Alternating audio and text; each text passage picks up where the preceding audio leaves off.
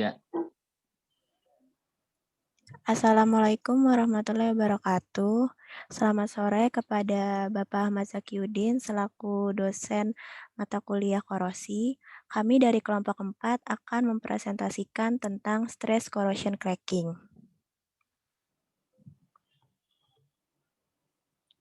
Berikut merupakan anggota dari kelompok 4, yaitu ada Adit, ada Almauludio Atrafi, ada Cantigi, ada Fernando Hartoyo, ada saya sendiri Fidela. Selanjutnya ada Matthew, Raihan Zaki, Wiratama, dan Yose. Untuk outline dari kelompok 4 ada konsep dasar, mekanisme, karakteristik dan penyebab, dampak dan pencegahan, perhitungan, dan aplikasi.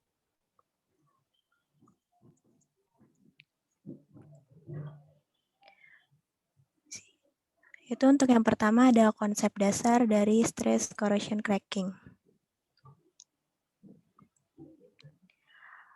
Korosi berasal dari bahasa Latin atau corrodor yang berarti menggerogoti, yaitu terjadinya degradasi pada material akibat reaksi kimia antara material dengan lingkungannya. Salah satu jenis korosi yaitu ada stress corrosion cracking atau SCC. Stress corrosion cracking atau SCC atau korosi retak tegang merupakan salah satu mekanisme dari kegagalan material yang melibatkan tegangan tarik dan serangan dari lingkungan yang korosif. Proses korosi SCC ini dapat terjadi secara tiba-tiba dalam beberapa menit atau dalam beberapa waktu dalam bulan atau tahun setelah pemakaian.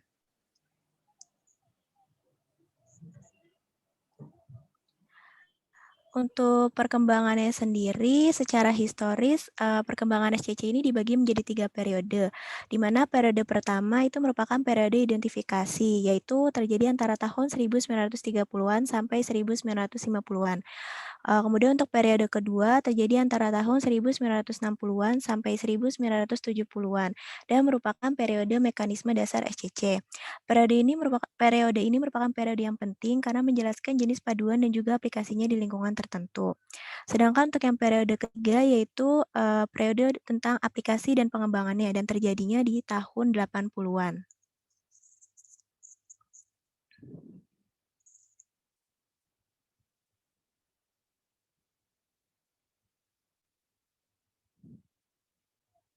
Syarat untuk terjadinya SCC itu ada 3. Yang pertama ada bahan material yang rentan, ada lingkungan yang korosif, yang ketiga adanya tegangan yang cukup.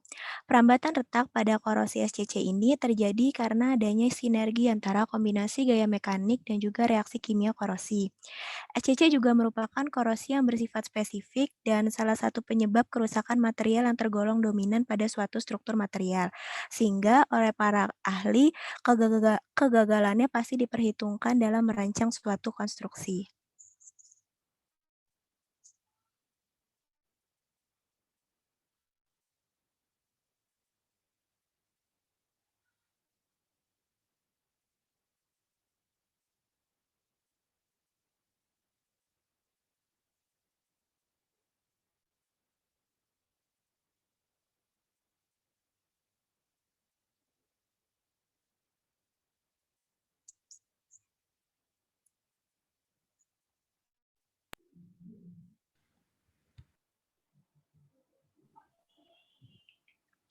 Tadi ada syarat terjadinya SCC, salah satunya itu adalah stres atau tegangan.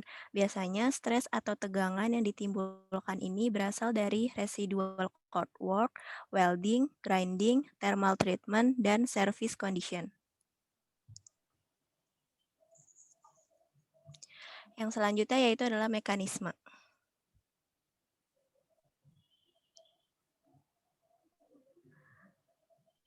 Peristiwa kegagalan SCC ini terdiri dari 3 tahapan, yaitu yang pertama ada tahap inisiasi atau crack initiation process. Inisiasi ini terjadi karena pengaruh reaksi elektrokimia antara lingkungan yang korosif dan struktur material yang rentan, sehingga mengakibatkan rusaknya lapisan pelindung pada permukaan logam. Pada umumnya, inisiasi SCC ini dimulai pada daerah permukaan yang mempunyai cacat atau akibat terbentuknya pit corrosion. Inisiasi retak ini juga dapat terjadi pada beberapa logam, yaitu A. Inisiasi retak pada permukaan cacat atau localized corrosion. Biasanya ini diawali pada retakan yang sebelumnya telah ada pada permukaan material.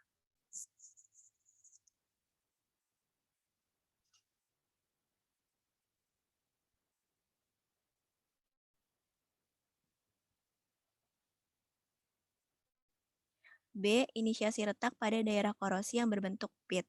Terjadi pada daerah korosi yang telah terbentuk sebelumnya akibat dari pemakaian pada lingkungan yang korosif. Transisi antara proses pembentukan pit dan terjadinya retak tergantung pada parameter yang mempengaruhi, seperti elektrokimia, bentuk dan ukuran, sifat kimia, dan tegangan atau laju regangan pada dasar dari pit corrosion tersebut. Yang C yaitu inisiasi retak akibat dari korosi pada batas butir atau akibat terputusnya bidang strip. Korosi pada batas butir ini menjadi inisiasi SCC yang membutuhkan perbedaan elektrokimia antara batas butir setempat dengan elektrokimia keseluruhan. Biasanya terjadi pada nirkarat austenite yang mengalami sensitasi atau karena terjadinya pemisahan butiran akibat terdapat beragam pengotor seperti sulfur, silikon, fosfor yang terdapat pada batas butir.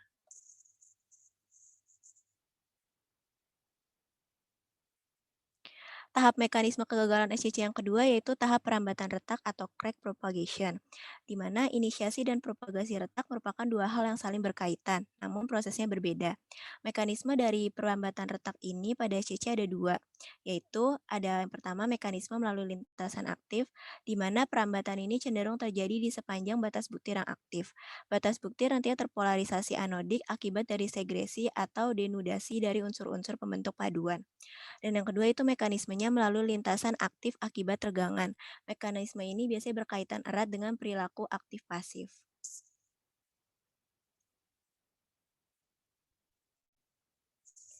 Laju perambatan retak ini ditentukan oleh tiga kriteria, yaitu laju pecahnya selaput, laju penggantian larutan dinding di ujung retakan, dan laju pemasifan. Untuk tahap mekanisme kegagalan SCC yang ketiga yaitu kegagalan akhir, di mana material akan mengalami kegagalan akhir dan tidak dapat diperbaiki sama sekali. Selanjutnya ada mekanisme dari SCC itu sendiri. Yang pertama ada anodic dissolution atau mekanisme pemutusan anodik. Mula-mula dinding dan ujung retak itu adalah lapisan pasif. Nanti lapisan pasif pada ujung retak akan pecah oleh deformasi plastik dan ujung retak yang pecah itu akan kembali menjadi pasif. Next. Yang selanjutnya adalah film induced cleavage atau mekanisme pembelahan pada lapisan film. Awalnya dinding dan ujung retak itu dilindungi lapisan film. Lapisan film pun akan retak oleh deformasi plastik. Kemudian pecahannya itu akan membesar dan menjadi celah. Selanjutnya celah akan kembali membesar dan tumpul oleh deformasi plastik. Next. Yang ketiga adalah hydrogen embrittlement atau mekanisme penggetasan oleh hidrogen. Awalnya hidrogen itu dihasilkan dari reaksi katodik dan mengumpul di ujung celah. Hidrogen selanjutnya berdifusi ke daerah aksial tegangan tarik di depan retak. Hidrogen selanjutnya menyebabkan patah getas dan membentuk celah. Celah akan membesar dan tumpul oleh deformasi plastik dan hidrogen pun keluar.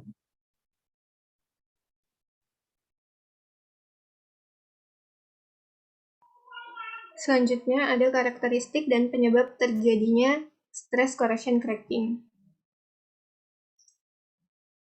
Karakteristik dari stress corrosion cracking sendiri yang pertama itu berbentuk retakan intergranular pada patahannya dan juga berbentuk transgranular, di mana patahan transgranular ini disebabkan karena adanya beban impak dan memiliki bentuk valensi mikrovoid karena adanya overload. Retakannya juga dapat berbentuk makroskopik karena perpatahannya getas, namun sulit diprediksi karena crack yang terbentuk itu berbentuk fine crack dan memiliki bentuk patahan brittle atau getas karena adanya tegangan yang rendah dan konstan jika diaplikasikan pada lingkungan yang korosif. Stress corrosion cracking juga memiliki patahan yang menyebar dengan sangat cepat.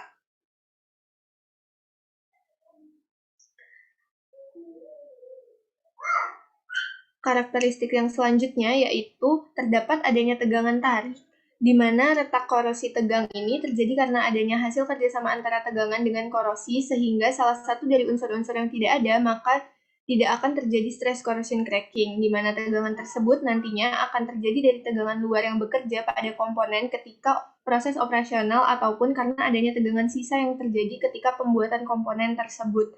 Dan selanjutnya ada juga logam-logam paduan yang lebih rentan terhadap SCC dibandingkan logam-logam yang murni. Selanjutnya ada peretakan pada logam tertentu yang dapat teramati hanya dapat disebabkan oleh sedikit saja unsur kimia di lingkungan dan unsur-unsur itu tidak perlu dalam konsentrasi yang besar. Dan jika ada tegangan yang tidak ada paduan, biasanya dia lembab terhadap unsur yang serupa dengan lingkungannya dan dapat menyebabkan terjadinya peretakan. Pada bahan yang memiliki sifat elastisitas tinggi juga akan terjadi perpatahan, di mana nantinya akan mengakibatkan korosi dengan bentuk perpatahan yang rapuh. Terdapat pula adanya batas ambang potensial tertentu yang menyebabkan terjadinya korosi ini.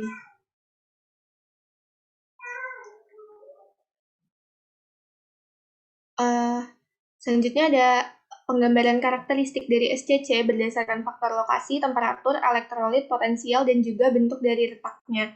Untuk pH yang tinggi, untuk lokasinya itu umumnya terjadi di CS discharge, tanah basah atau kering, dan juga tanah agresif. Sedangkan untuk pH netral umumnya terjadi di mana saja, tanah basah dan tanah kering, dan juga tanah agresif. Sedangkan untuk temperatur itu untuk pH tinggi biasanya dia eksponensial temperatur impak, kalau pH netral dia menggunakan efek temperatur yang tidak begitu jelas. Untuk elektrolitnya sendiri, pH tinggi dapat menyebabkan SCC jika menggunakan karbonat biokarbonat dengan pH lebih dari 9,3, dan untuk pH netral itu biasanya dia biokarbonat cair dengan pH berada di antara 5,5 sampai 7,5 dengan kandungan CO2 yang tinggi. Dan potensial yang dihasilkan itu sebesar 600 sampai 750 milivolt untuk pH tinggi, dan untuk pH netral itu potensialnya bebas.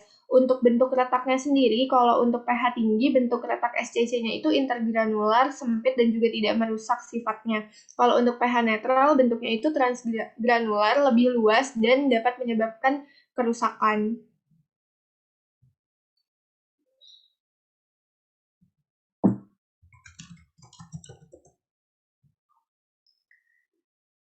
Selanjutnya ada jenis-jenis SCC, di mana jenis-jenis SCC ini terbagi menjadi dua yang kami berikan, yang ada di gambar sebelah kiri itu jenis korosi berdasarkan bentuk retakannya. Yang pertama ada fatigue crack nuclide dan pitch, terus ada bentuk percabangan yang tinggi dan juga bentuk percabangan yang biasa yang kecil. Tipe yang berikutnya itu berdasarkan lingkungannya, di mana berdasarkan lingkungannya itu terdapat sulfide stress cracking,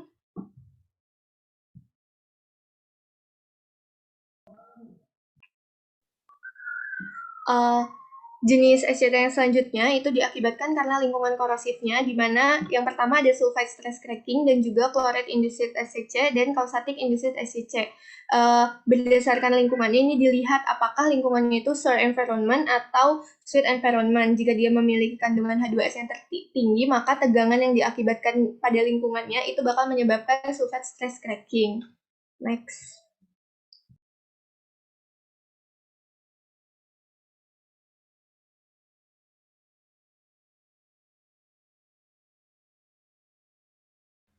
Oke, buat selanjutnya di sini ada contoh-contoh dari kayak penyebab dari utama dari reaksi dari SCC sendiri. Nah, contohnya tuh kayak di halogen group. Nah, halogen group ini dari ion fluorida itu biasanya penyebab dari SCC pada material sensitized austenitic stainless steel. Nah, yang biasanya yang terjadi itu pada suhu ruang. Nah, selanjutnya seperti gas klorin itu biasanya menyebabkan SCC pada low alloys dan high strain steel pada suhu ruang. Nah, terus gas iodida itu menyebabkan SCC pada zirconium alloys pada temperatur sekitar 300 derajat Celcius. Nah, selanjutnya ada dari oksigen group juga. Terus ada yang poliatomik seperti polyatomic acid dari H2SNO4 di sini biasanya menyebabkannya di sensitizer austenite stainless steel. Nah, itu biasanya terjadi di suhu ruang. Next. Penyebab lainnya itu bisa dari karena nitrogen group, kalau enggak karbon group. Nah, kalau misalkan di nitrogen group itu biasanya liquid N2O4 biasanya terjadi di high strength titanium alloys yang biasanya pada suhu 50 derajat Celcius. Nah, kalau untuk karbon biasanya karbonat ion pada bentuk aqueous atau larutan, biasanya di carbon steel dia biasanya pada suhu 100 derajat Celcius. Oke, next. Berikutnya merupakan rumus-rumus yang digunakan pada SCC. Yang pertama adalah laju pertumbuhan retak korosi tegangan intergranular, yaitu 81 dikali konstanta Boltzmann dikali suhu absolut dikali koefisien difusi batas butir untuk oksigen dalam bahan yang dipertimbangkan per 512 dikali energi permukaan pangkat 3 dikali volume atom pangkat 2 lalu dikali lebar batas butir dikali kelarutan permukaan oksigen per 6 pi jumlah lokasi yang dieksplorasi per lompatan atom gas pangkat setengah. Lalu dikali kontur tegangan dari regangan bidang radius zona plastik dari zona retakan proses dan dikali intensitas tegangan ujung retak faktor. Next. Berikut merupakan rumus dari laju korosi, yaitu K kali W per D kali A kali T, di mana K itu adalah konstanta, W adalah penurunan massa, D adalah massa jenis, A adalah luas permukaan, dan T adalah waktu. Next. Berikut merupakan rumus laju pertumbuhan ujung retak, yaitu berat molekul material per muatan ion material dikali kerapatan material dikali konstanta Faraday, dikali muatan kerapatan per kejadian pecah film per regangan rekahan oksida, dan dikali laju regangan ujung retak. Next. Dan yang terakhir adalah laju pertumbuhan retak, yaitu 7,8 kali 10 pangkat min 3 dikali N pangkat 3,6 dikali 4,1 dikali 10 pangkat min 14 kali K pangkat 4 pangkat N.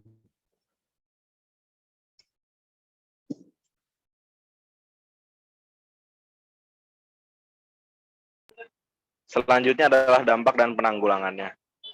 Dari dampaknya sendiri, kita dapat melihat adanya kegagalan pada komponen, lalu bisa juga menimbulkan kebocoran pada pipa minyak yang menghambat produksi.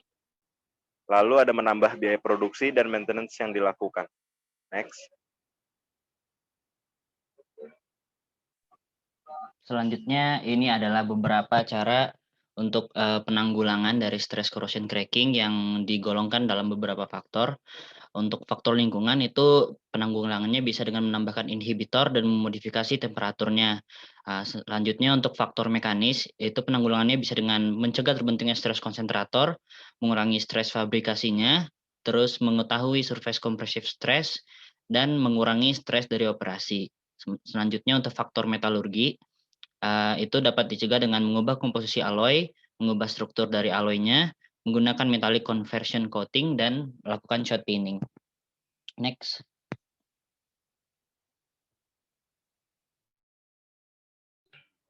Kemudian di sini ada aplikasi yang terjadi di dunia real terhadap corrosion cracking ini.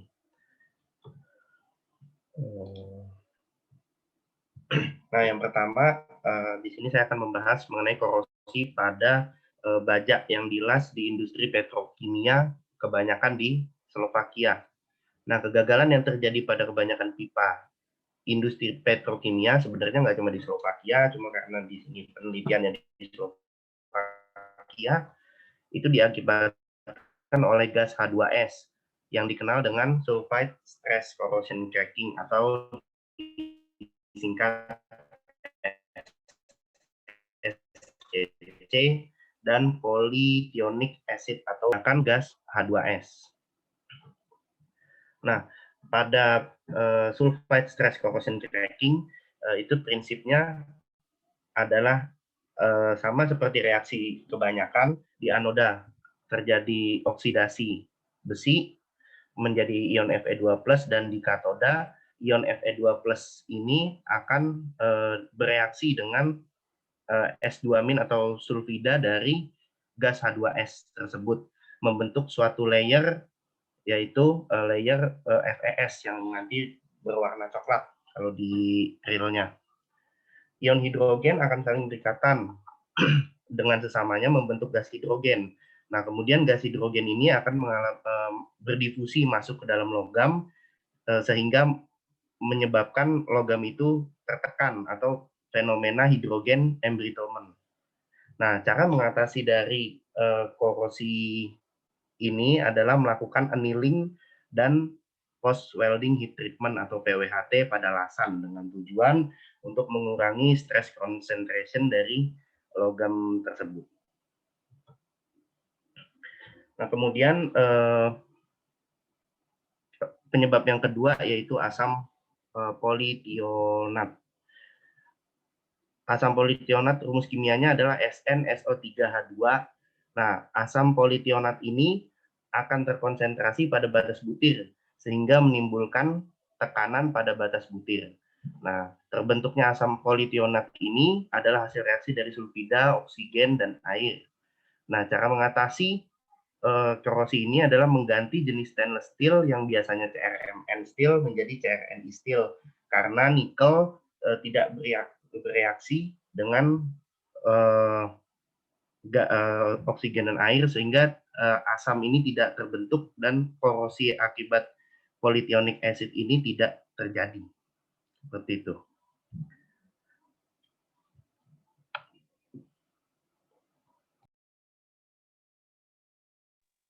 Nah, selanjutnya saya akan menjelaskan aplikasi lainnya.